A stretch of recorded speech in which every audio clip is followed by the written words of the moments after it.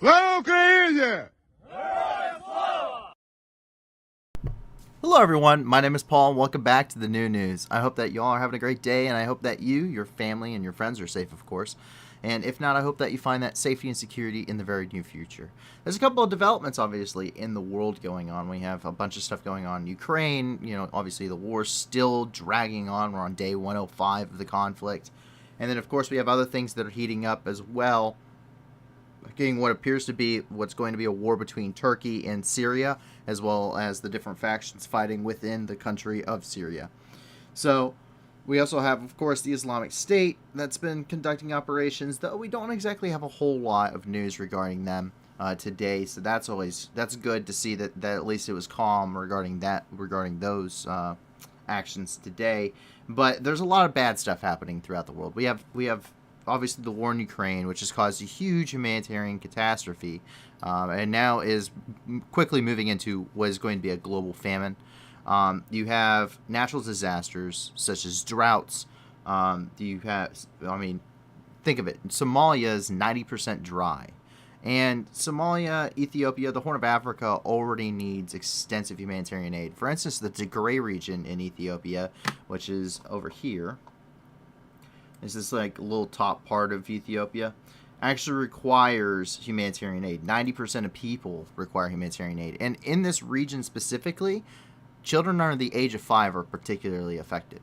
But that's not the only thing. Like I said, we have other natural disasters. Places like Durban, South Africa, which over 400 people were killed during massive landslides and torrential rainfall.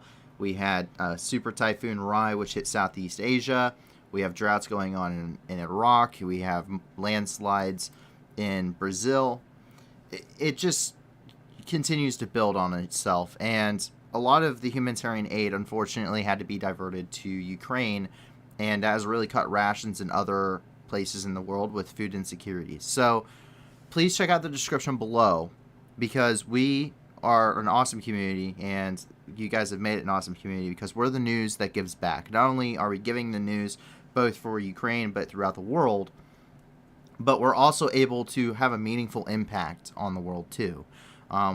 We are looking, we're not looking to make any profits or anything off of this. I have a full-time job. I really don't need the money. We want to help people throughout the world, and the best way to do that is through a large community. So if you can't give a lot, give a little, and if you can't give anything at all, then give us a like and subscribe. Let your friends know about us, because the more people that come here, more people that can enjoy some independent news, but can also, help and join the community and help give back. The more people that are here, the more good we can do overall.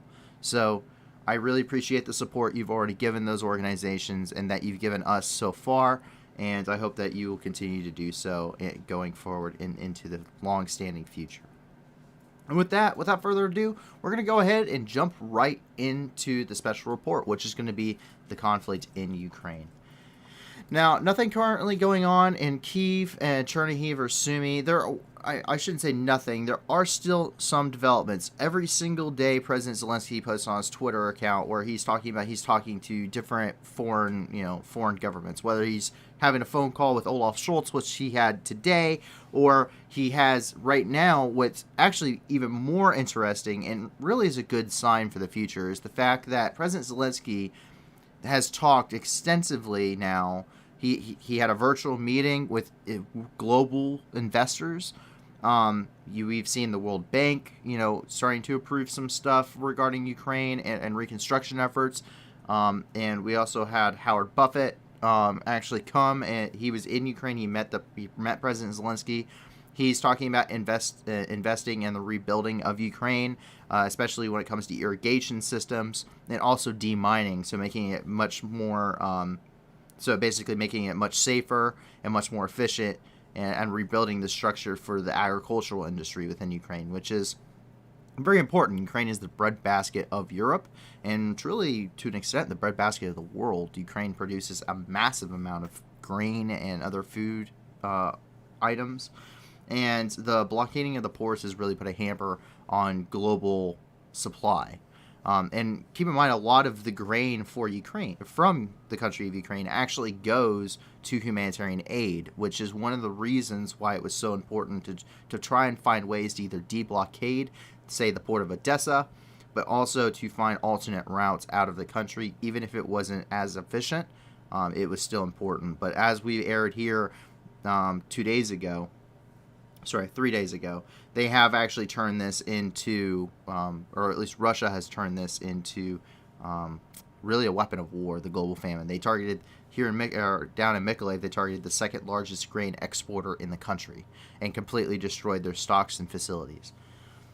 But without going too deep into this, we're going to go ahead and jump right over here into Severodonetsk, where we actually see the Foreign Legion fighting here. We see the American Foreign Legion specifically. Now, Severodonetsk has not had any major updates regarding shifts in the front lines. Really any updated movements or maneuvers that have been conducted. There's still a counteroffensive, but it's urban warfare. Urban warfare is really the bloodiest type of warfare. When you're an attacker into an urban area, you're expecting 80% casualties is what you're planning for. And that's exactly what you're hearing from intelligence agencies even before the battle began, is Russia's going to take severe casualties trying to take Severodonetsk.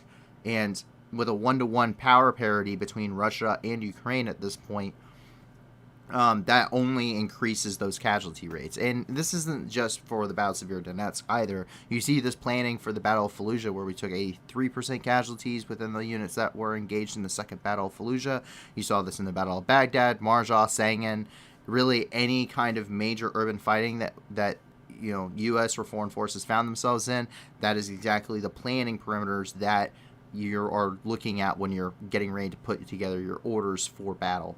But what we can see here is that bitter fighting continues in and around the city, and not just inside the urban structure itself, but also around in the fields and the woodlands surrounding Severodonetsk, which we've also seen previously with TOS-1As basically firing at point-blank range into Ukrainian positions, which is not where you want your artillery to be. But here we see the U.S. Foreign Legion actually fighting around Severodonetsk in one of these heavily wooded and open field areas just outside the city. So let's take a look.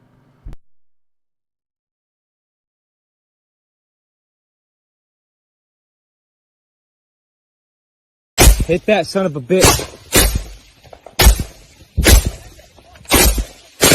All set, motherfucker!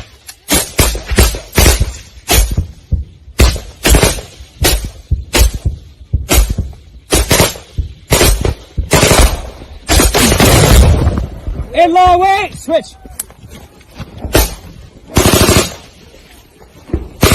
Where'd it hit? There it is!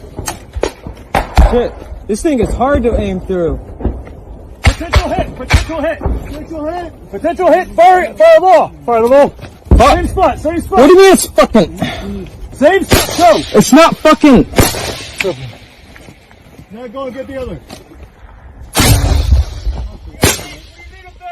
Yeah! Fuck you, pussy! So I'm sorry if it's a little bit vulgar language, but yeah, you can't really help yourself. When you're that, there's no better way to put it than just being pissed off is really what it's like. Like, you just get unbelievably angry when someone shoots at you. It's kind of a weird feeling to really describe it. It's not, after a certain point, not really afraid anymore. You're just pissed off. There's no other better way to put it. And yeah, you're really vulgar. I mean, it's just what it is. But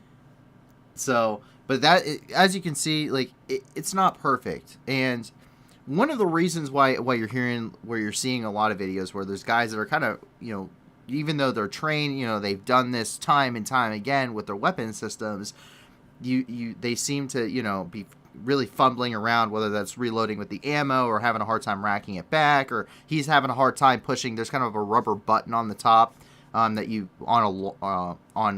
it's a law light anti-armor weapon, and you push down on that rubber detent, and that's what actually fires it. And he's having a hard time with it. And what people don't think about is what happens to you physically when you're in that kind of a state. And this is why, for instance, in the U.S. military, you're trained to do large, easy, repeatable actions and movements.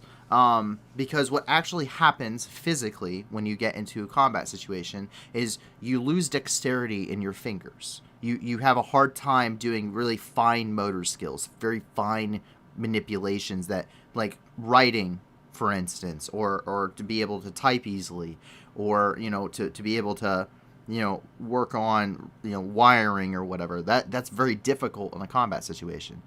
You lose those skills, which is why you won't see guys use their thumbs if they've ever served in the military. You likely won't see them using their thumbs to send the bolt home on, say, an M4. You'll see them slapping it, because it's a lot easier to slap it. It's not a fine motor skill like trying to grab a hold of it and find it with your thumb and push it in. No, you're just slapping the side of the receiver, and that's gonna hit the bolt catch and send the bolt home. That is why you see those types of actions, because physically, with the adrenaline and everything else, you actually lose those skills. Your body physically can't handle doing such a fine motor skill. So that's also what you see in the type of gear. Really big, kind of bulky, really easy to manipulate, like clippings and a lot of Velcro, a lot of that kind of stuff, because it's really easy. It doesn't take a whole lot to deal with it and to effectively work with it. As we jump down a little bit further along your front, do you want heat or do you want fragmentation with your RPG? Why not have both? So this is we've seen improvised stuff before. Take a look at this. Такие сюрпризы сделали.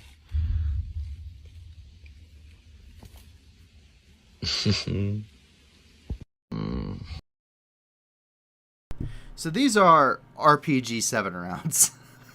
So why would you do this? Well, it looks dumb, okay? And I'm not going to say it's even really effective.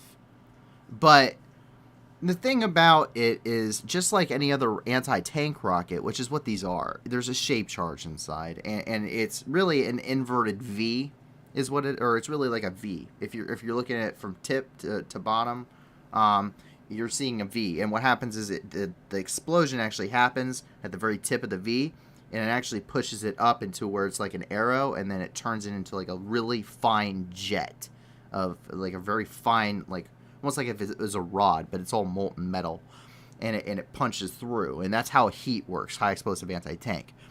The problem with that is it's not very good. It doesn't produce a lot of fragmentation. So it's not very good as an anti-personnel weapon.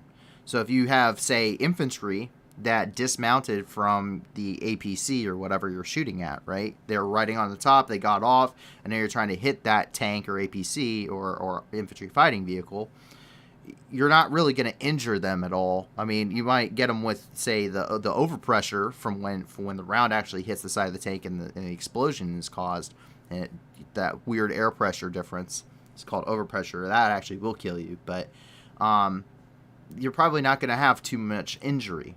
But if you were to strap, for instance, Dishka rounds to the side of it, now when this thing explodes, what that does is going to set off all of these other rounds. All of these are filled with gunpowder still, like they're still explosive. And what ends up happening is now, much like if it was going to, say you hit an ammo depot and all this stuff is lighting on fire, all this ammo is kind of cooking off, going every which way. Now that basically turns these rounds into fragmentation, as if you're throwing like a frag grenade. Now that's the idea. Does it work in principle? I don't know, but this is a little bit ridiculous. We've seen where they can take 82 millimeter mortar rounds and do this much more effectively, but in a pinch, I mean, you could get more casualties. It's not the most effective thing in the world, but it's really kind of the epitome. If it works, it works, is kind of what you're going for. Anything that can be used to injure, maim, or kill your enemy is really kind of free game when it comes to warfare, minus like chemical and nuclear weapons, because those are just absolutely egregious. So as we jump down here, we see that there is reportedly even more shelling in the central part of Donetsk. And we don't know if, this could be a false flag, but really more indicators are pointing to, yes, in fact, Ukraine is shelling central Donetsk, which in and of itself would actually be a war crime if true. Now, the images are kind of interesting coming out of here, because this is like a DPR investigative guy.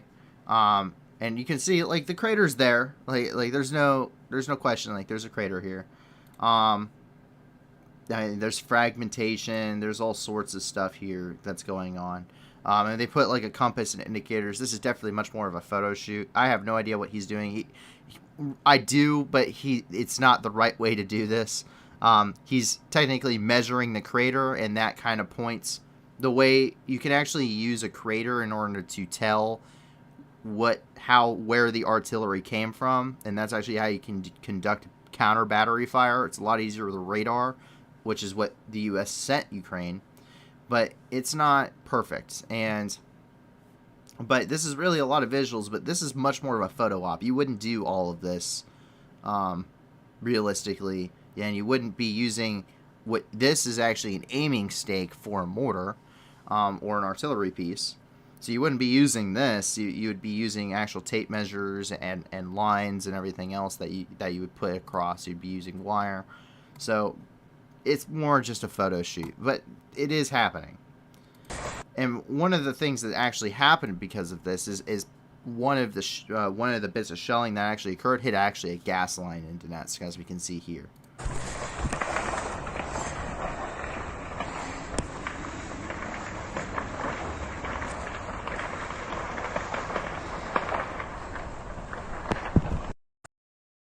Now, reportedly, there are casualties.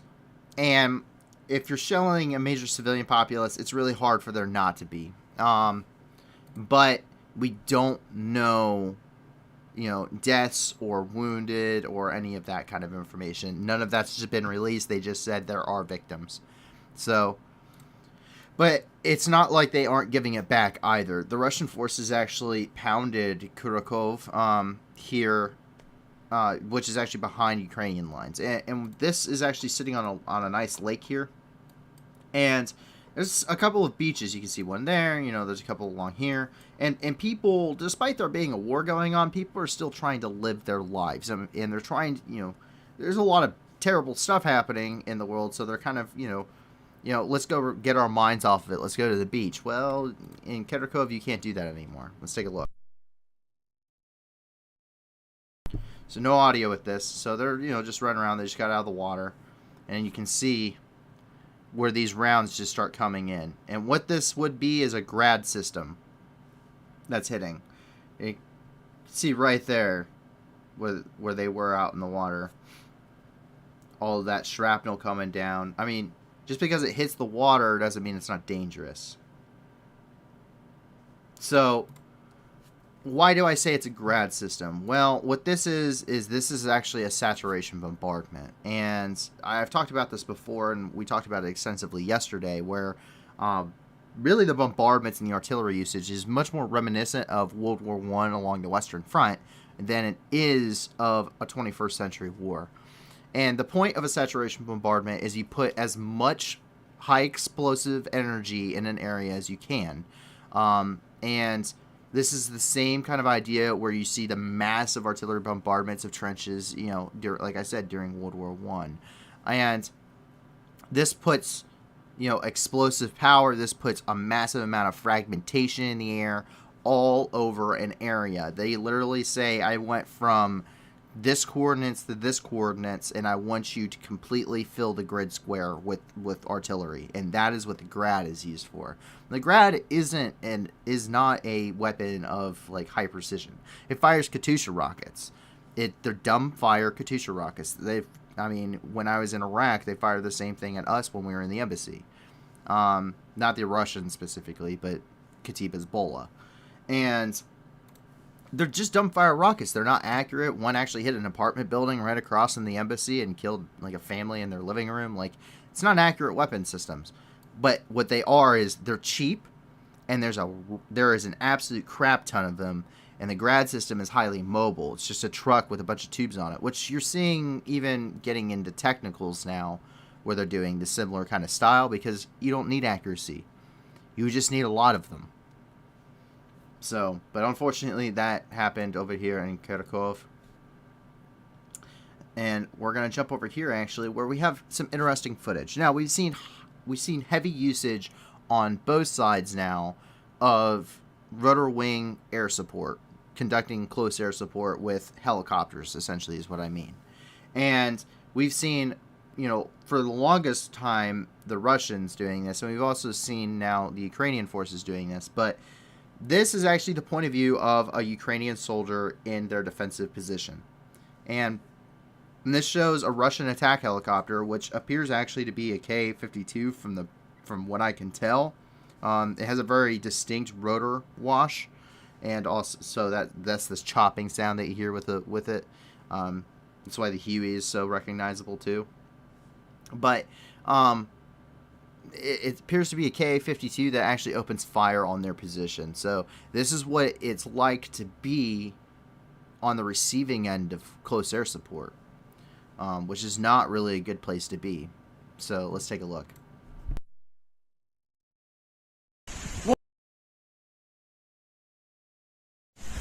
Вовчик, вона тупо йде на нас. Диви, диви. Низько, сука. Диви, розвертається, диви. Дві штуки, ну дві бачу. Єбать підараса, сука. Диви, диви.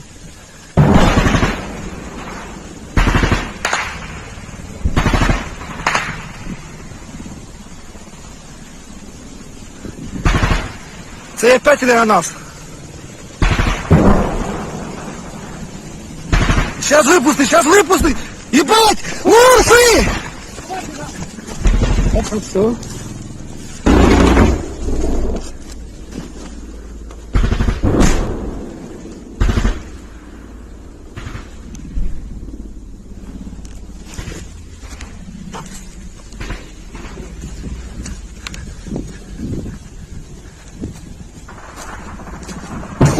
Опять иди на нас!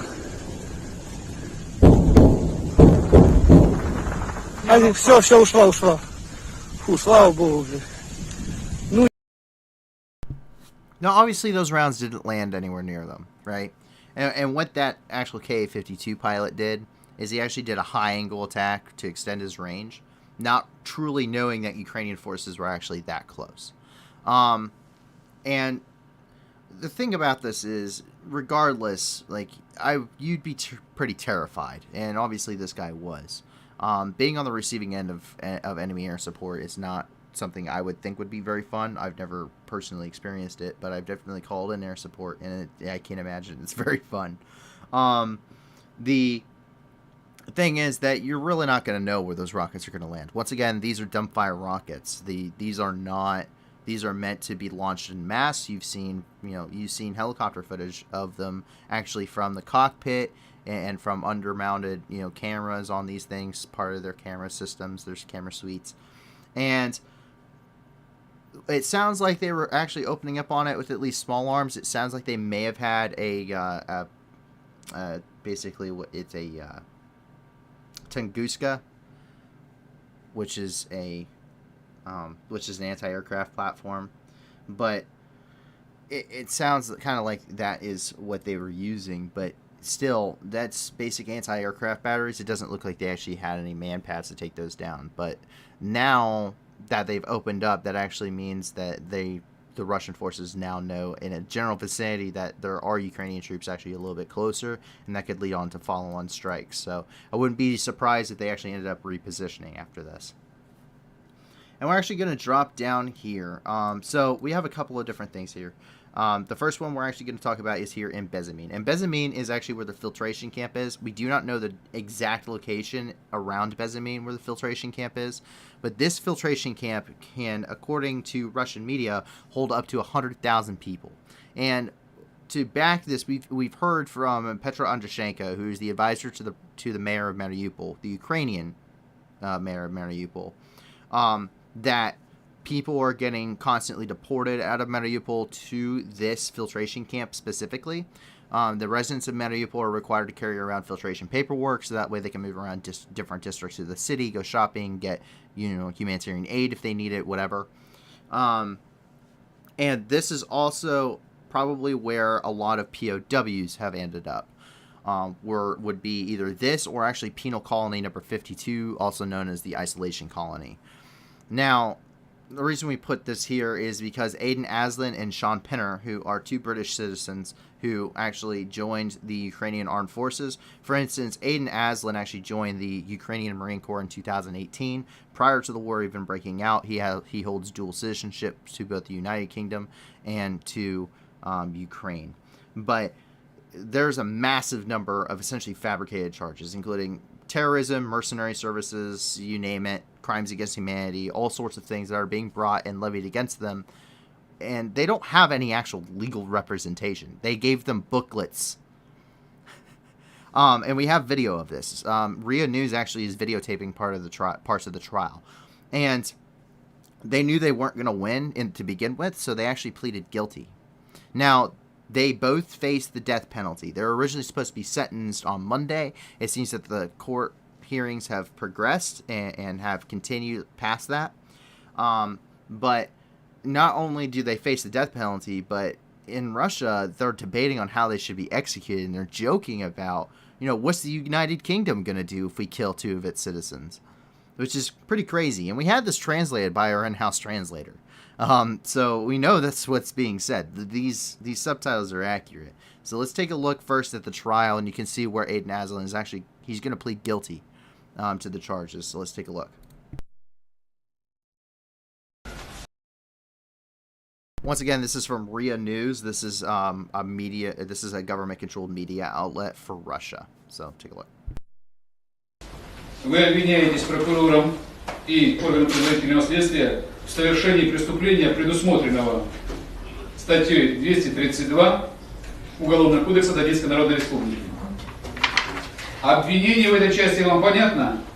So Aiden Aslin, this is page 42, by their deliberate actions expressed in a personal training, which is obviously conducted for their trainee with the purpose of committing a crime under Article 323 of the Criminal Code of the Donetsk People's Republic, acquiring knowledge, practical skills, and skills during physical and psychological training classes, which, while studying the methods of committing these crimes, rules for handling weapons, explosive devices, explosive, toxic, as well as other substances and objects that pose a danger to others. So Aslin Aiden committed a crime under Article 232 of the Criminal Code of the Donetsk People's Republic.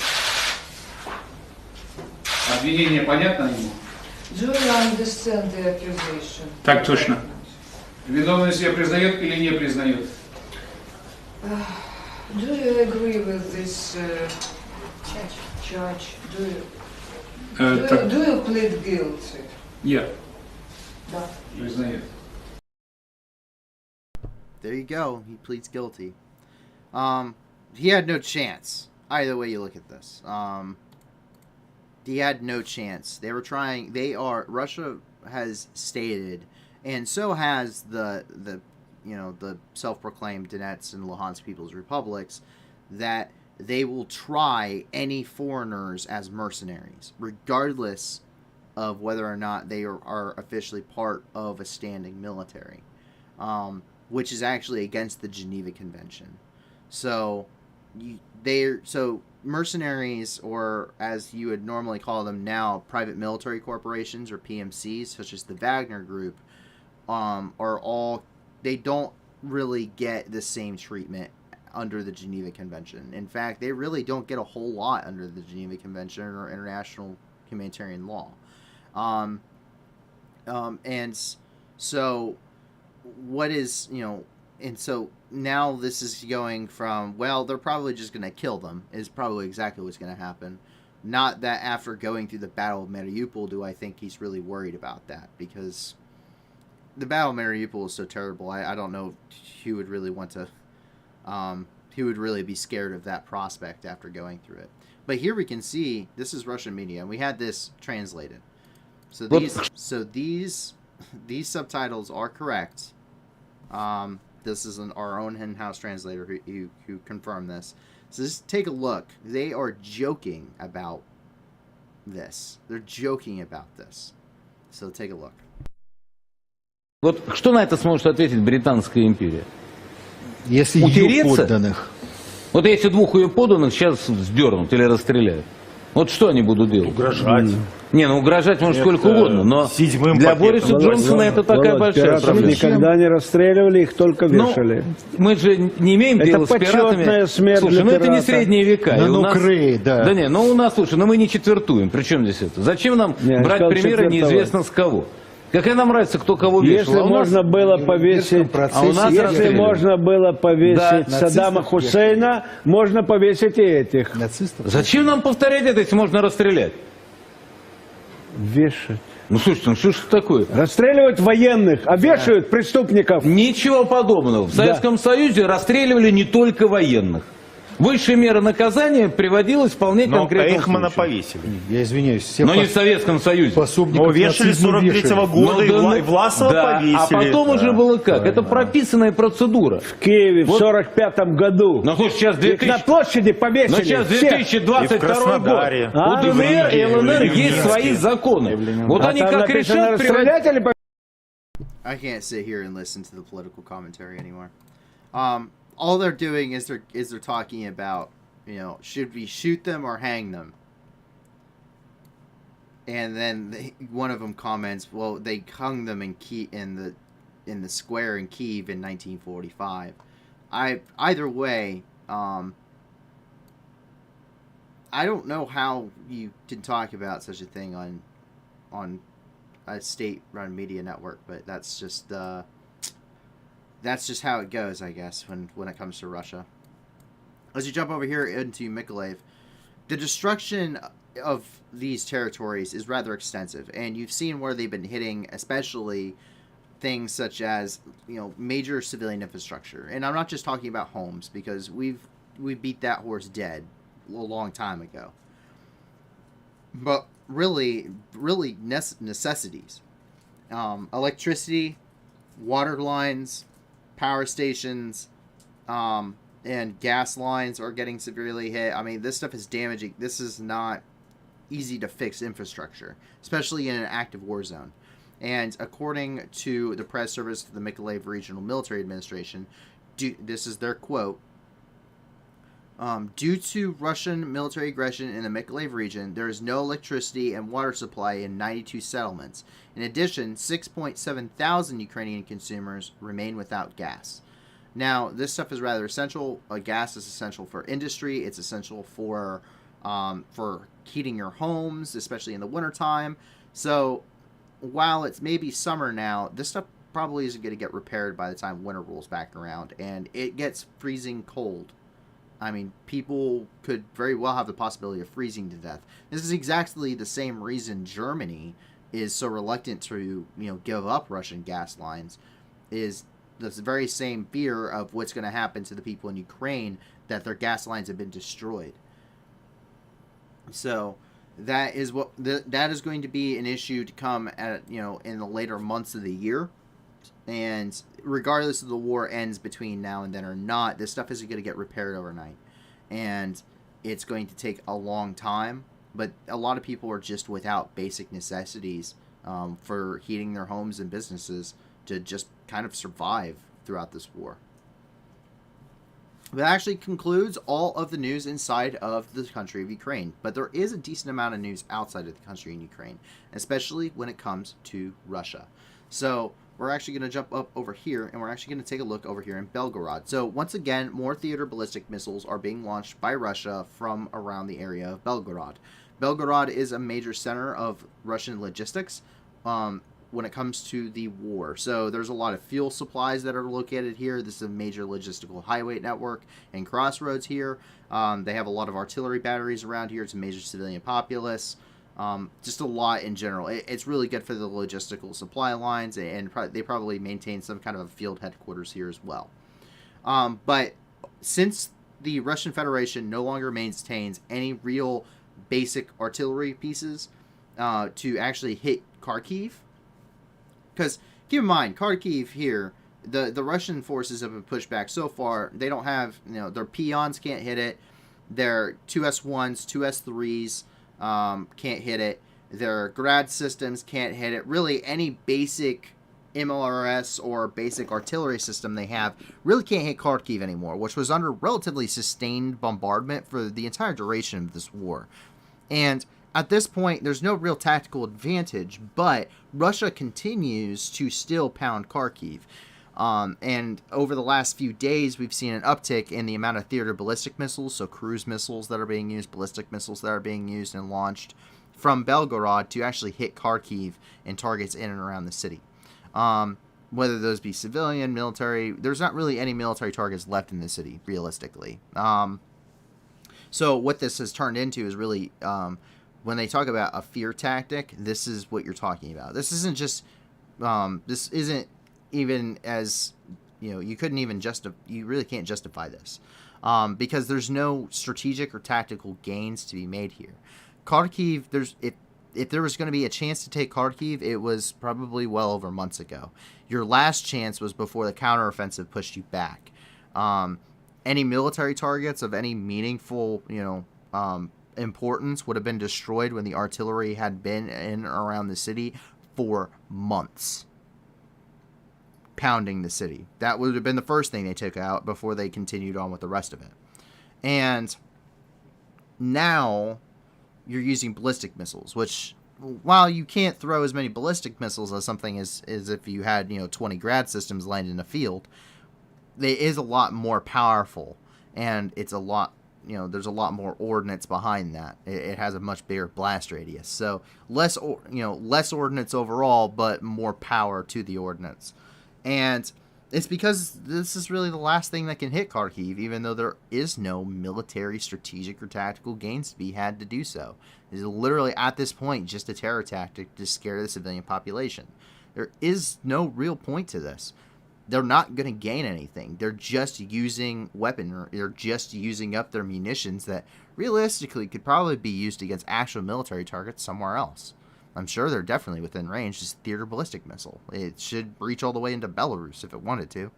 So that's kind of where it's at and with this. And let's just take a look at the footage.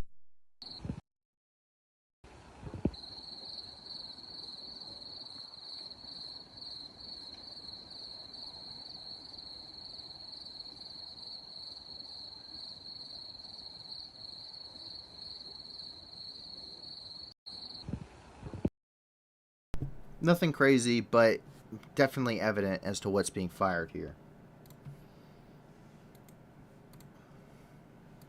We're actually going to jump up here to Moscow, where we have a couple of different things. First of all, the chief rabbi in Moscow, Pinchas Goldschmidt, actually left the country of Russia. He made his way to Hungary, and now he's on his way to Israel. And this is because really the FSB and the Kremlin was really pushing him to publicly support the war in Ukraine, and he wouldn't do it. So he just decided it was time to leave. And that is him. That is Pinchas Goldschmidt. And like I said, he's on his way back to, he's going back to Israel. So, but even more it puts me in disbelief that someone would do this. So this is a new song. It released in Russia, and it's in Ukrainian. It's called Plivkacha, and it was written by Akim Apachev, who was a war correspondent in Mariupol when he wrote this. And they actually filmed in Mariupol, in the destroyed ruins of the Azovstal in the city of Mariupol. They filmed a music video for this with Daria Frey, and it's celebrating the Russian victory of Mariupol. And when RT interviewed him, Akim, and they asked why is this in Ukrainian, Akim answered, "Ukrainian is our trophy. We are taking this language for ourselves."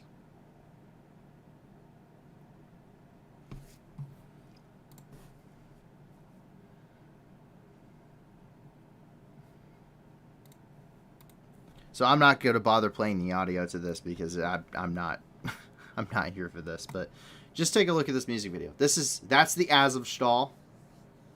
Of course, the Russian flag.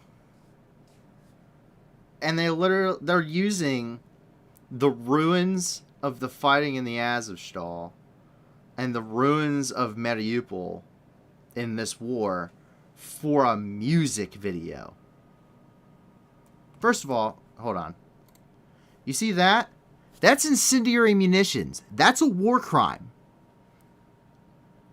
You can't use incendiary munitions in a highly concentrated civilian population. That's number one. Two, you can't use them against personnel. That's against customary international humanitarian law. And if you don't believe me, you can go back several videos where we pulled up the customary international humanitarian law and the Geneva Convention and all of the protocols of the Geneva Convention. I have gone over this time and time again. I may pull them up in the future. I don't know if I really have the I really don't know if I have the energy to keep doing that because it's so constant. And they're using, this isn't a music video. This is on YouTube. This is on the very same platform I'm giving the news from right now. I mean, you're talking about you're talking about massive amounts of shelling. You're talking about their videos of Grad systems being used here.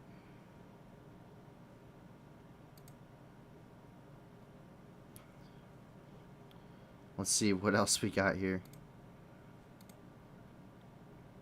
Yeah, let's post where we're using Caliber cruise missiles to bomb a major civilian populace once again against the Geneva Convention because it's cool. Because all of this is absolutely just kind of cool, right? Great to put in a music video. Tens of thousands of people died in Mariupol so that this person could make a music video in Ukrainian and say that they're doing it in Ukrainian for, what was that again? Ukrainian is our trophy and we are taking this language for ourselves. What? We're just going to move on from that because I can't fully wrap my head around such a... I thought the Luhansk People's Republic's music video with the fake nurses was terrible. I can't believe that. Please, YouTube, take that down. Oh, God. Anyway, we're moving on over here into Germany, where we're seeing Berlin is delaying the delivery of M270 MLRS systems. Now, the M270 is basically the predecessor to the HIMARS. They're basically an up-armored version of the HIMARS system, which is a really long-range MLRS system the U.S. developed. And the reason they're delaying this is because they need a software update. A software update. You're telling me that it's going to take until winter to transfer these things because of a software update? Come on, Germany. Are you kidding me? Like, the United States built these things. Go ask the U.S. I'm sure there's no problem in that if you need a software update. But we're getting that from Visgrad 24. And that is the M270 here. Like I said, it's just an up-armored version of the HIMARS. But yeah, this thing needs a software update before they can transfer it over to Ukraine.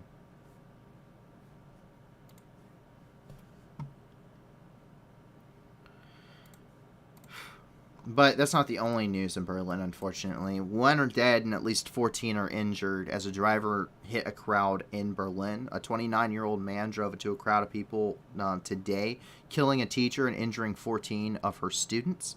The car twice veered onto the pavement in a popular shopping district of the city. He was detained by bystanders and then handed over to authorities. The fire service earlier said that a dozen people were injured and at least 6 were in life-threatening condition. So that is currently the situation here. As you see, there's the vehicle in the front window of a shop.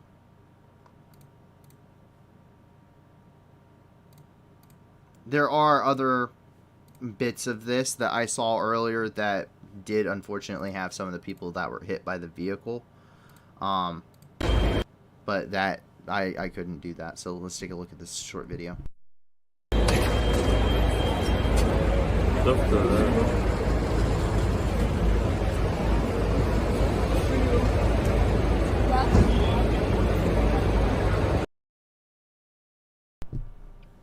So, a very unfortunate situation here in Berlin.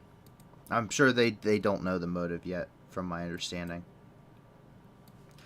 And that drops us down here into the Middle East, where we have a couple of different developments. The first major one, though, is actually coming out of Syria. And once again, brown represents forces in opposition to Turkish incursion. So, the Syrian army actually reinforced Tal Rafiyat, which is here it's kind of to the north of Aleppo. And so they sent more troops up into this area, and not just Tel Rafiyat, but also Manbij, and which is just over here, is where Manbij is.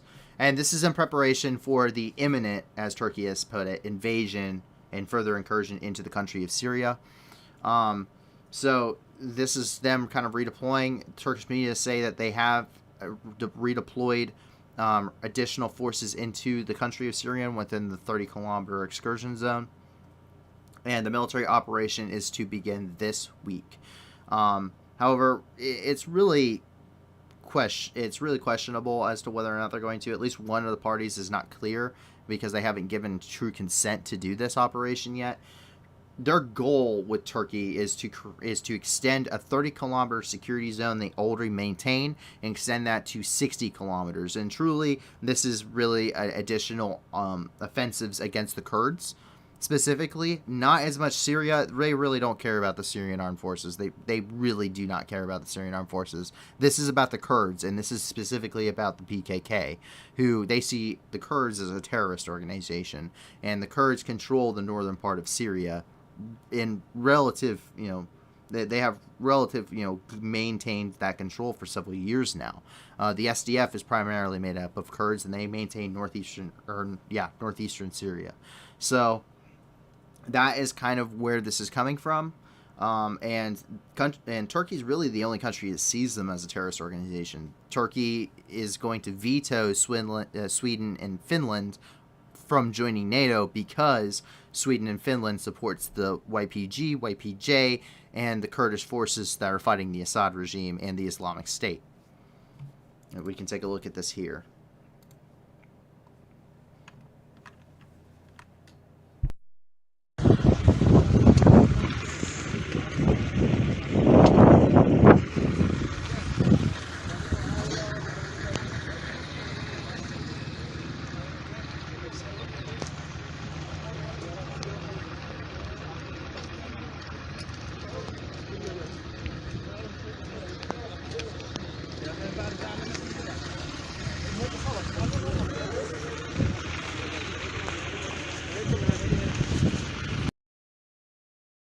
So a comment just came in regarding Europe and supplying weapons to Ukraine, and that's kind of in response to Germany, saying that they're going to be delayed.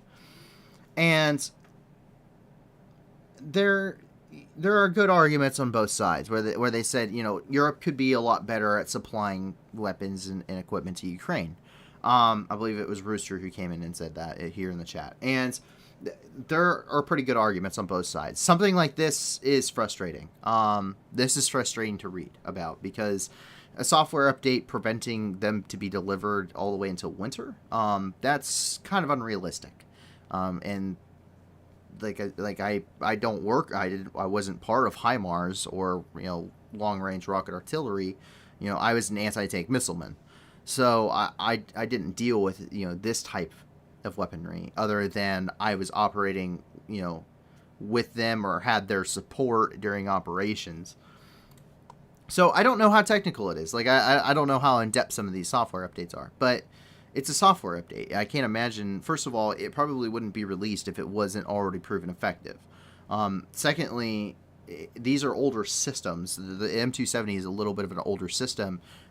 Really, even the United States has gone to a much more portable HIMARS.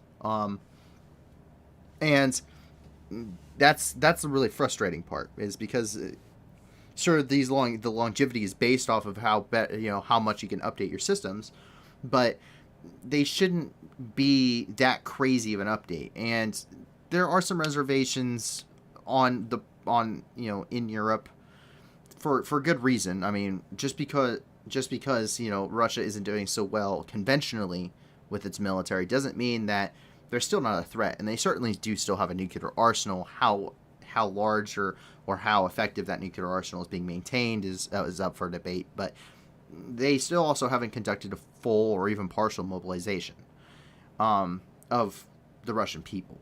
So Russia is still a threat to Europe. And there are definitely reservations on wanting to provide weapons for war. I mean, at some point, when is Moscow just not going to take it anymore? At what point, are you really helping, the situation in Ukraine? And that's a moral debate, right? That's a moral debate. Germany's had a lot of those because they completely did a 180 in how, Germany to begin with was only going to send body armor, and now they're talking about sending, M270s. Like that's a 180 degree flip of what Germany was doing and has done for decades, really since the end of World War II, because Germany's been a rather pacifist nation, to say the least, because of the World War II heritage. Now,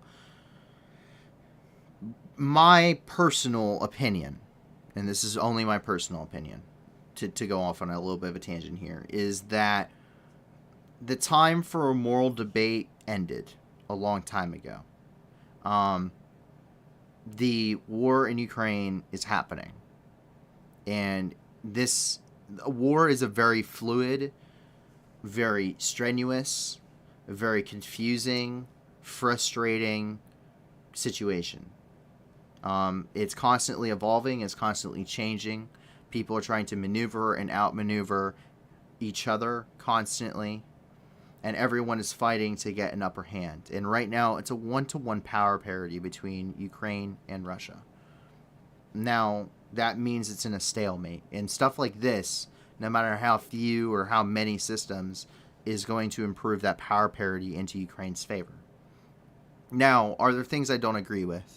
Certainly, if Ukraine is indeed hitting the city of Donetsk, like what we have seen over the last few, episodes of this, then that's a war crime. And that's very similar to what Russia did to Mariupol, is doing to Severodonetsk, did to Rubizny, and I am not okay with that whatsoever. And in war, I'm going to bust out actually a Warhammer 40K reference for those that might get this, but there's something that actually rings true in war that actually comes from a video game. And the librarian, for those that enjoy the Space Marine faction, says, there's no such thing as innocence, only degrees of guilt.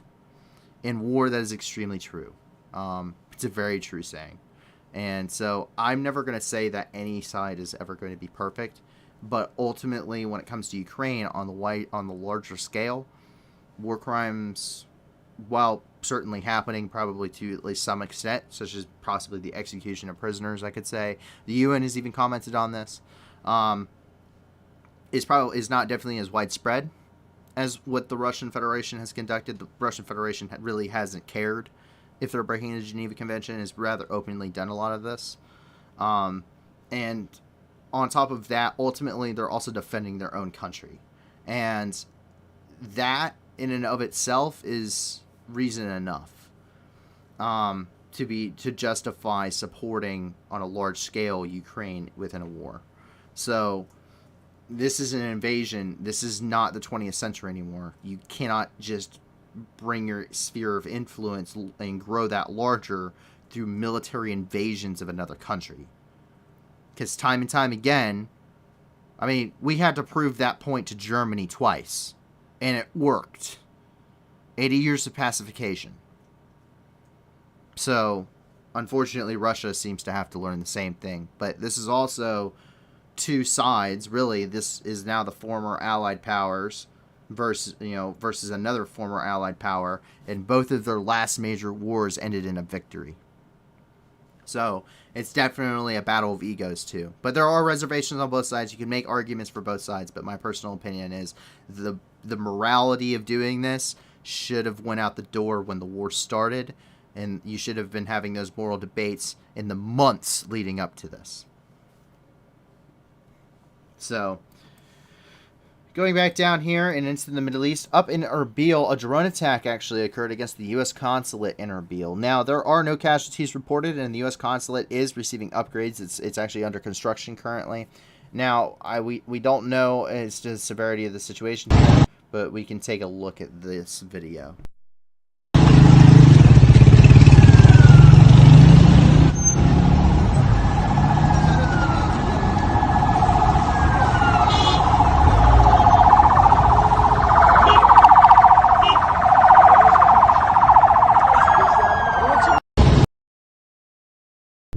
Really, a lot of this is just damaged vehicles. That's what you're seeing a lot of damaged vehicles. Now it doesn't seem like it actually hit on target. It seems like the drone strike actually officially missed the compound, but it was apparently the target according to unconfirmed sources.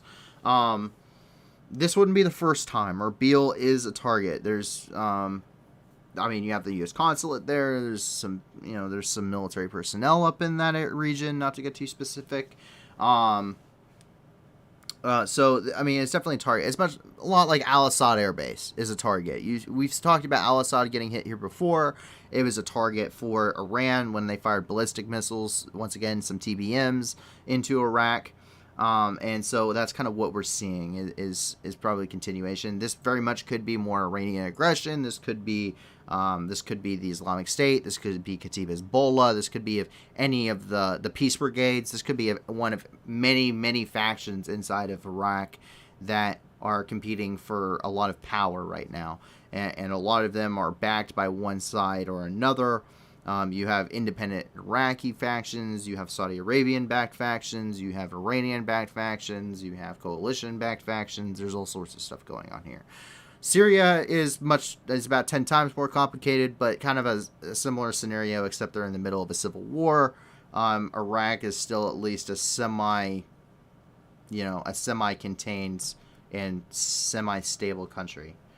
And while I say that, of course, there are protests currently ongoing at Al-Muthana Governorate here in the southern part of Iraq, down by Kuwait and Saudi Arabia. And what this is these are tribes, and they're really protesting a lack of water and a lack of agricultural assistance from the government. Now, there is a severe drought in Iraq. In fact, the Tigris River has all but essentially dried up, and that's not a very small river. It's pretty big. So that's a pretty big statement in and of itself. In fact, there are parts of Iraq right now where one third of their entire harvest for this year has already died off because of the drought. Now, this is a compounding issue because prior to this, Iraq hasn't really provided a lot of agricultural assistance, meaning they haven't provided a lot of subsidies to farmers. They haven't assisted with the purchase of fertilizers. And part of this is because major fertilizers easily accessible in this region. It mainly include things like ammonium nitrate, which was extremely heavily used because ammonium nitrate is extremely explosive, and it was used to create homemade explosives for insurgents groups, and it was used to make IEDs throughout the Iraq War and the follow-on insurgencies and all of that. It's the same situation kind of in Afghanistan. It's one of the main compounds used. Now, with that, the alternatives to ammonium nitrate are usually very expensive. And that Iraq not being the most stable country in the world, or having the most stable economy in the world, it really is going to struggle with that to begin with. And on top of a bunch of issues, this has kind of gone under the radar and has not been a focus for the Iraqi government since it really took power. And so that's kind of where we're seeing it. So you already had some issues where things weren't kind of going the way they probably should be, similar to how, say, the situation in Sri Lanka was. And now you have a major famine that is caused by an ongoing drought. So it's compounding problems that are really kind of pushing people to the edge at this point. And we're going to start this is one of the first protests we've seen, and that's probably going to be a snowball effect. We will likely see some Nasiriyah, Diyala province will probably have some major ones. They heavily rely on agriculture in the Diyala province there, and places up by, say, the larger berth of the Tigris River up here in the north. You might see that. So this is going to be a continuing issue. But we can take a look at these protests here. Now, these aren't the protests that you saw in Nasiriyah, a couple of years ago. But these definitely are protests nonetheless, and it sends a strong signal, especially throughout the our tribal groups who have no problem unifying for a common cause. So that is kind of what's happening now. As we jump over here into Iran, we can actually see over here by Tabas where a train actually derailed. 4 out of 7 cars actually derailed in the early morning darkness near Tabas. 17 people are reportedly dead, with over 50 passengers seriously injured. So apparently this train collided with an excavator near the track, though it's not entirely understood why the excavator was actually there. But one official suggested it could have been part of a repair project on the rail line itself. So that is currently a situation. You take a look here, we can see that derailment. We've seen a couple of train derailments over the last few days, and a couple of the past few weeks, I should say. But nonetheless, a lot of these you're seeing heavy amounts of passenger traffic, so it unfortunately leads to a lot of casualties. So let's take a look.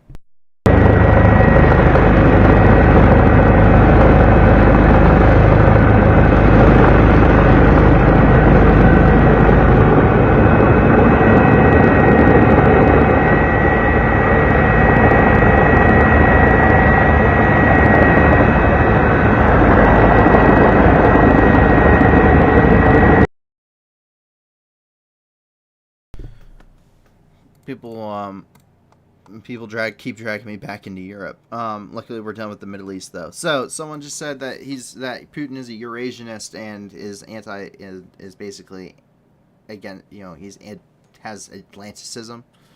Sorry, yeah, is anti-Atlanticism, sowing discord throughout the West, and that's coming from Chaos. So, sorry, I'm trying to think of how I want to respond to this. I would say he's yes and no. And I wouldn't say he's a Eurasianist at all. I would say I'd say he's really nostalgic, to put it lightly. Putin, you need to understand the backstory of Putin probably to understand a little bit of the mentality, even though the mentality still can't be fully understood even by experts. But you can see why some of the rhetoric is the way it is, and why some of the things that are happening in Russia are the way that they are. Putin, everyone talks about, Putin used to be a KGB spy. Putin was part of the KGB. He was not a spy, though. He was a KGB officer. He was a very high level one. He oversaw political affairs inside of Eastern Germany, when it was split between East and West Germany, East being communist and West being democratic. So he was actually stationed in Berlin, on the East German side of Berlin, and he oversaw political affairs for the KGB. Inside of that region. So he was very successful within the Soviet Union. He was paid very well. After the fall of the Soviet Union, that all went away, and he really kind of turned washed up until he got into politics. Now, so there's a lot of fondness for the Soviet Union from Putin. He would have good memories of the Soviet Union because he was very successful within its ranks. In fact, there's been multiple times where Putin has stated on international television that the collapse of the Soviet Union is the greatest tragedy of the 20th century. Not the Holocaust, not World War II, not World War I, not the Holodomor, none of that. The collapse of the Soviet Union, the fall of the Soviet Union is the greatest tragedy of the 20th century. And this is a sentiment that Putin holds because he's nostalgic.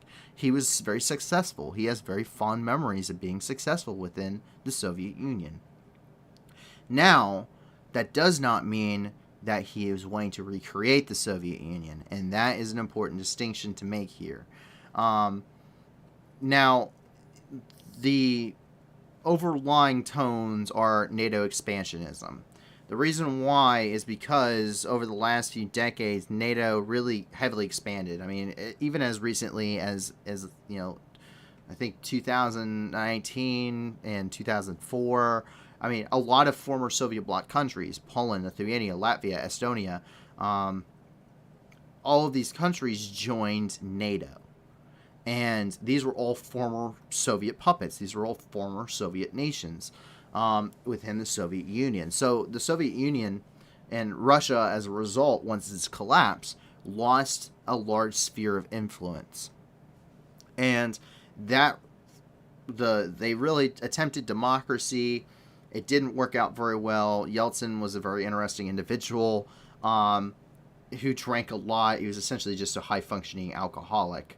And it's really, there was a lot of economic depression. And then for decades, while the U.S. is fighting wars in Iraq and Afghanistan, Russia is rebuilding itself. And now Russia becomes a very dominant power inside of Europe. They become very economically successful, but it would be even more economically successful if things just went their way and they weren't facing off against countries that were formerly something that they could easily control, such as Poland, is now something they have to go through bureaucratic hurdle after hurdle after hurdle. Is NATO a threat to Russia? No. NATO is not truly a threat to Russia. Because it's a defensive organization, and also it's built off the fear of the Reds, which goes back a long way. But the Soviet Union had no quarry in saying that they had no problem taking over the entire rest of the world. They had no problem using force to really, push their ideologies. And it's a battle of ideologies, the battle of an economic systems, and that being so solidified for decades during the 20th century is not something that's easily broken. There's generations of people that are have those ideologies in their minds, which is why you see a lot of fanaticism in Russia, especially from older generations and middle-aged groups, from people that lived during the Soviet Union. You see this when the fall of the Soviet Union occurred, the May 9th Victory Parade stopped. Putin reinstated the May 9th Victory Parade because it's the Great Patriotic War. They don't call it World War II, they call it the Great Patriotic War of the Soviet Union. You see this in the fact that the Soviet Union had an anthem. Russia, as a federation, had an anthem between its collapse and the rise of Putin, and then Putin brought back the Soviet anthem. But even more importantly, Putin seems to have the ideology of really wanting to make himself almost like a czar. And you've seen him kind of put himself into a authoritarian style of government, where representation really doesn't mean much. The Duma really don't have any purpose other than to back what Putin is saying. And because the Constitution says so, though we've seen him change the Constitution before, because Putin should have been in power, or should have went out of power a long time ago. But he changed the Constitution to first extend his power, and then further, basically, there are no term limits and Putin can't lose.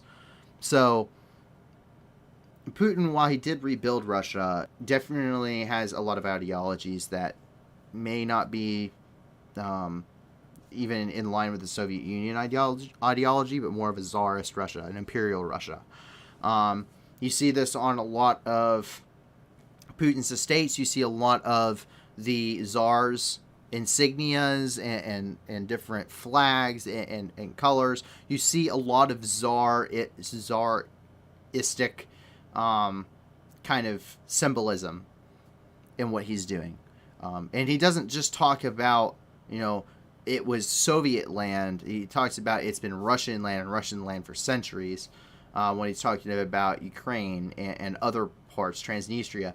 And these areas were were Russian under the imperial era of Russia, before the rise of the Bolsheviks in the early 20th century, the revolutions of 1917 and 1918. So, is he a Eurasianist? He's a Eurasianist based off of, he has to be. because the only other real major country in the world that really Russia has a similar ideology to, that has any sphere of influence in and of itself and a strong military backing, is China, and they really have similar goals. Russia wants to expand its sphere of influence and regain territory that's lost over decades of, its country collapsed in and on itself. And then it also has a civil war and lost a war against Germany, and then beat Germany but didn't take any of the concessions truly. And then China, similar kind of situation, supporting North Korea, supporting Vietnam, supporting Thailand, Myanmar, also known as Burma, taking over Tibet, basically Mongolia is a puppet state. Kazakhstan was really a former Soviet power, and now it's on the border with China. You're seeing they're wanting to take Taiwan. They're building military infrastructure and really man-made islands in South China Sea. They've expanded their navy to where they're the largest navy in the world. They're rapidly militarizing. They're getting ready to launch a brand new aircraft carrier. So he's a Eurasianist only because Russia spans both continents, and because the only other major power in the world on the same general continent is China. And they share similar ideologies and how they want to expand. So really, it's almost more closely with a new style of almost axis of powers than it is just a Russian ideology. But that's kind of the basic, as well as I can explain it, kind of situation with Putin and why Putin is the way he is, without being an expert in it. And I highly recommend kind of going a little bit more in depth. But with that, I'm going to actually get back to the news. We have one thing here inside of Africa, and that's actually here in Mali, where an Al-Qaeda-linked group, also known as the JNIM, actually released its rocket attack footage on the MINUSMA, which is the UN peacekeeping mission here in Mali. So these are UN peacekeeping forces.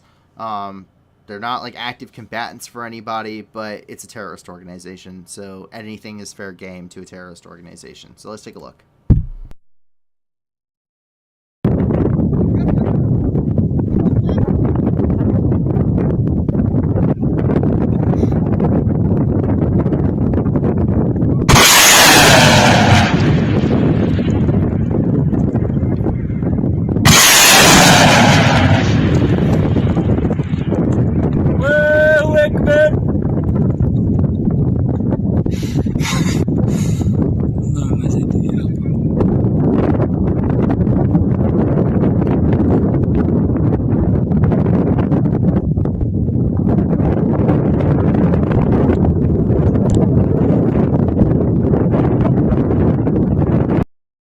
So, we haven't heard of any casualties from the UN or really any damage to their installation. But as you can tell, those are actually Katyusha rockets that they're actually using. So, but it's just another terror attack. It's just another rocket attack by a terror organization.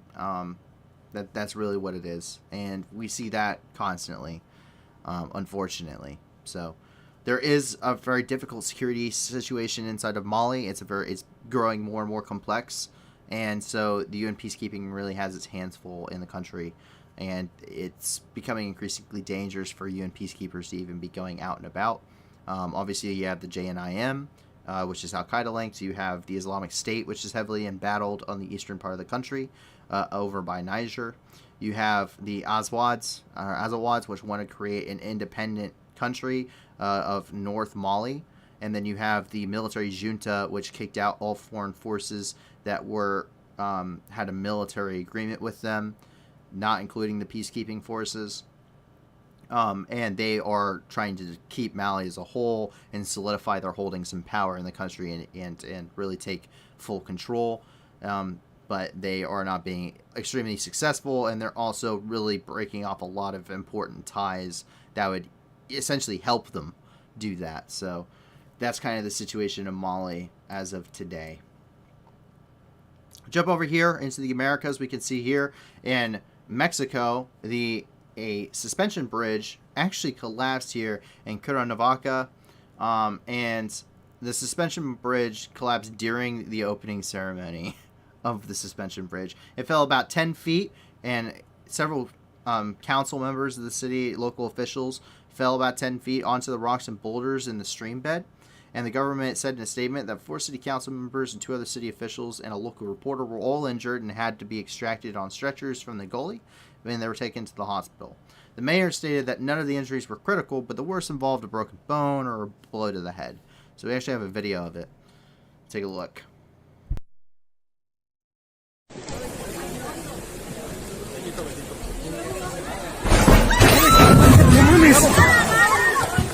¿Están bien?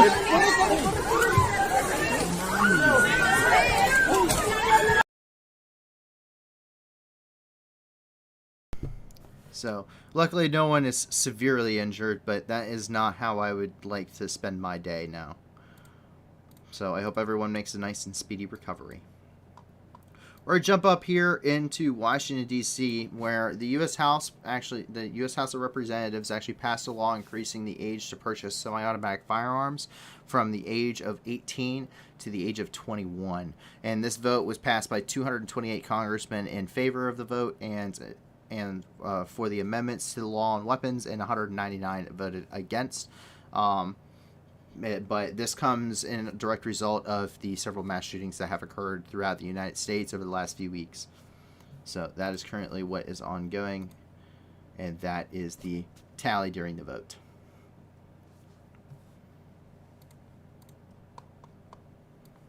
And over here in California, something that I actually got probably a little bit more frustrated than I should have. But this right here is a crash of an MV-22 Osprey of the 3rd Marine Air Wing out of Miramar, California. Specifically, this aircraft is out of Camp Pendleton, at the Marine Air Station, Camp Pendleton, right there on the base. It crashed just outside of Glamis, California, and civilian and military responders are on the crash site. Initially, on social media, it was reported that this was carrying nuclear material. The Marine Corps has stated it was not carrying nuclear material, and we'll actually bring that up here. People are reporting 5 casualties. The Marine Corps stated that 5 people were on board the aircraft. They have not included a total list of persons on board the aircraft, to include the crew, which would include at least a pilot, co-pilot, crew chief, and rear door gunner, which would also act as basically your second crew chief in this instance. This is just a transport flight. But that is currently what has been reported rather heavily right now. And it's just an open desert out here. You can see the smoke kind of rising in the background there. The Marine Corps is out there. Local responders are out there. They have other MV-22s that are actually coming in to support their efforts. And we can see that there's actually a CMV-22, which is the Air Force's version that is actually on station with its transponder on, at least according to Flight Radar 24. Once again, rescue teams are on site now. The 5th crew member has been found deceased, and no update regarding the nuclear material, what kind of material it could be. Once again, the Marine Corps, as what we see here, has come out with an official post. An aircraft belonging to the 3rd Marine Air Wing has crashed near Glamis, California. Military and civilian first responders are on site. Contrary to social media rumors, there was no nuclear material on board the aircraft, and more information will be made available as we receive it. Why does this frustrate me? Well, I've crashed in an Osprey going into Syria. So crashed in an Osprey, MV-22 going into Syria, coming in for landing at our location, not to give any specifics. It went down, and it had an entire engine failure, went down, crashed, and it basically burst into flames upon landing, and it was not the way to start a deployment. What ended up happening, but the thing about the Osprey is it's nicknamed the Flying Coffin. The MV-22, it is very useful. It's a tilt rotor aircraft, and that means it can take off and land like a helicopter. It can fly like a helicopter if it wants to, but it can also tilt its rotors, and it can fly like an airplane. Really cool design, but it's notoriously difficult to fly for pilots. It's also prone to have a lot of failures. Of course, the Marine Corps having really the smallest budget in the Department of Defense, really a lot of things, you can't keep up with the maintenance like you should be on a lot of things. You've even seen the Marine Corps have to pull F-18s out of the boneyard to really pull and cannibalize parts. And you saw that after several crashes of F-18s that happened over 29 Palms and Yuma. And the MV-22 is notorious for this. We've seen them go down off the coast of Hawaii, off of Okinawa. We've seen them crash in 29 Palms. We've seen them crash here, obviously here in Southern California. We've seen one crash off of Southern California, off the coast of Coronado. We've also seen them crash overseas. They grounded the entire fleet for months. When ours went down, that's just the situation with them. They're flying coffins. They are not safe aircraft. They have one of the worst, they've had some of the highest, actually crash rates of any military aircraft in history. So, what are they up to? 10? What about the A-10? The A-10s actually aren't flown by the Marine Corps. The A-10s are flown by the Army and the Air National Guard and the Air Force, I believe. They fly the A-10s. The A-10 is not a transport helicopter, or it's a fixed wing, close air support aircraft. The MV-22 Osprey, I actually pull up a thing here for you.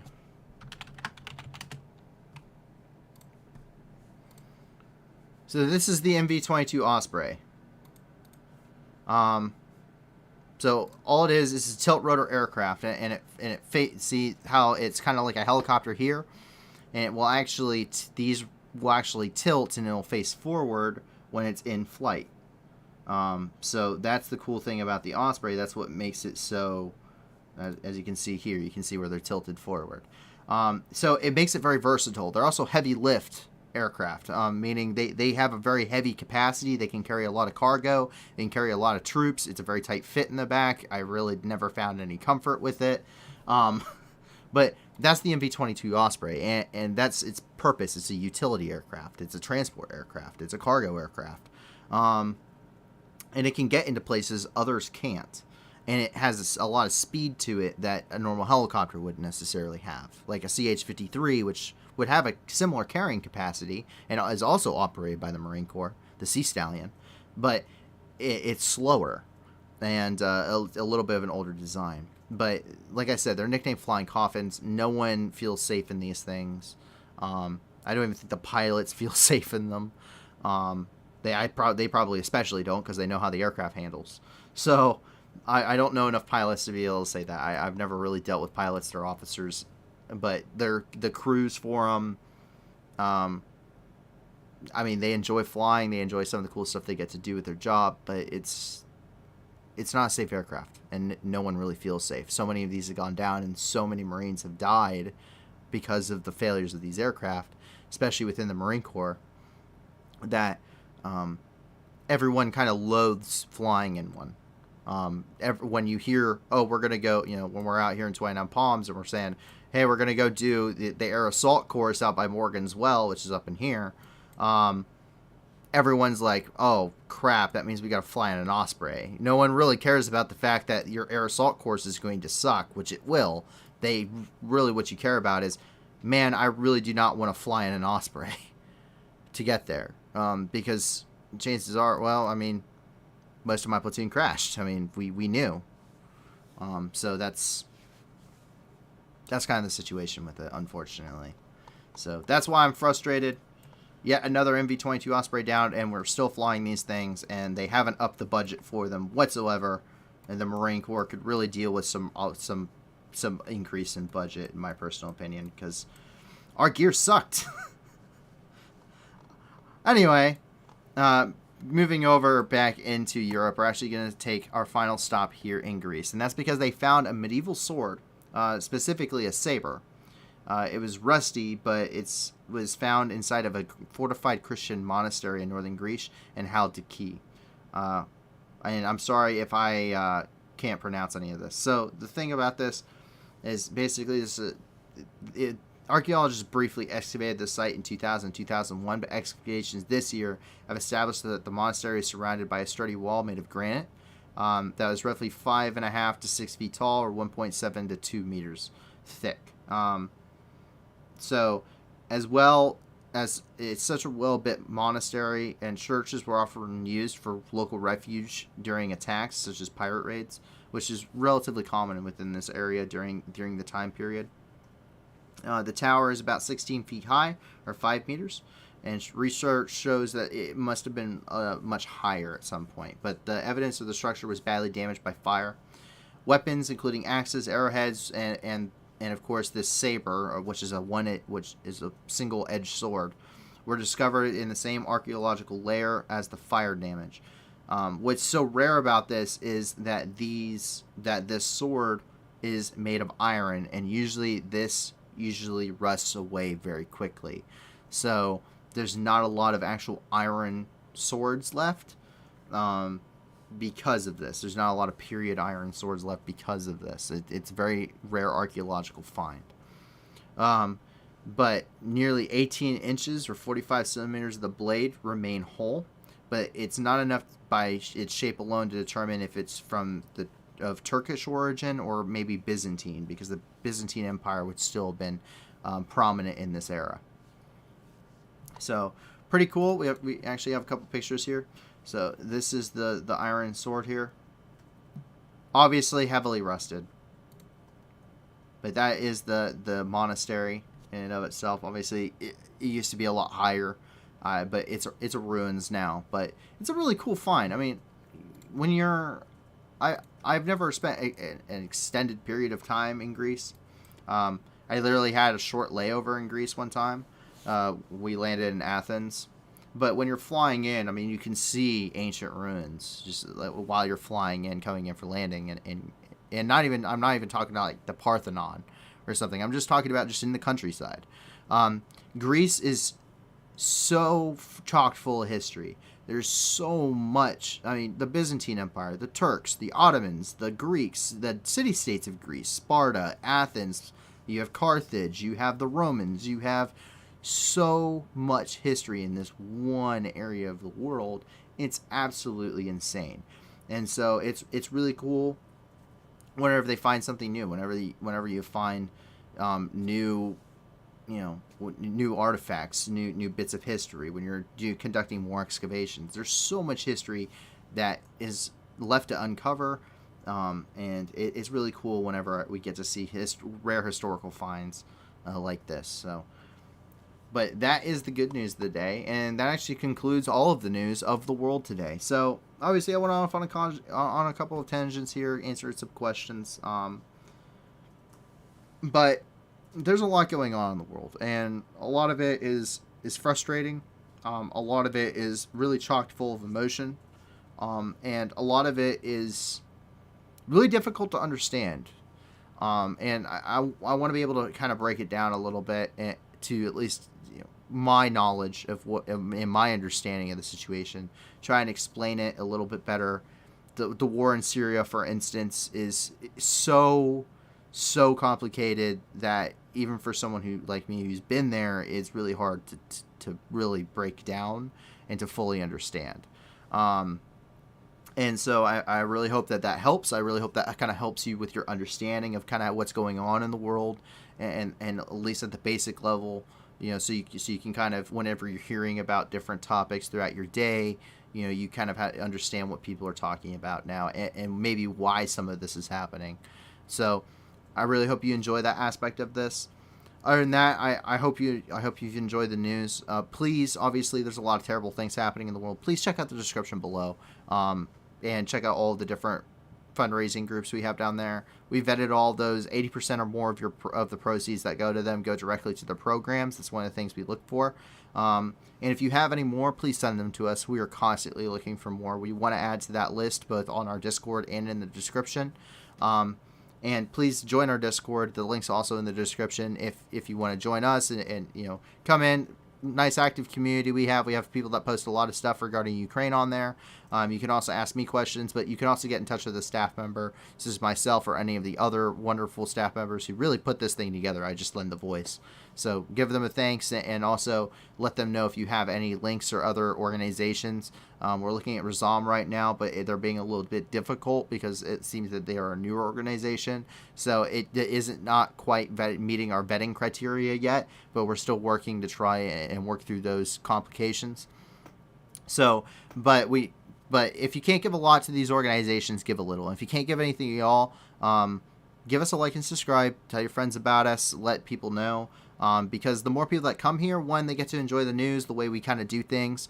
But also, more people here means more people that can support these organizations, and the more good we can do throughout the world. Because there are millions of people that are suffering, and every little bit, obviously, the world is a dark place at many points in time, and so we want to be able to put a little bit of light back into that. So please join us on our journey to do that. Thank you for supporting us and these organizations like you already have, and I really appreciate your continual support. And I hope that you guys have a great rest of your night. I hope you have a wonderful day tomorrow, and we'll see you again tomorrow. I hope that you, your family, and your friends remain safe. And if not, I hope that you guys have that safety and security in the very near future.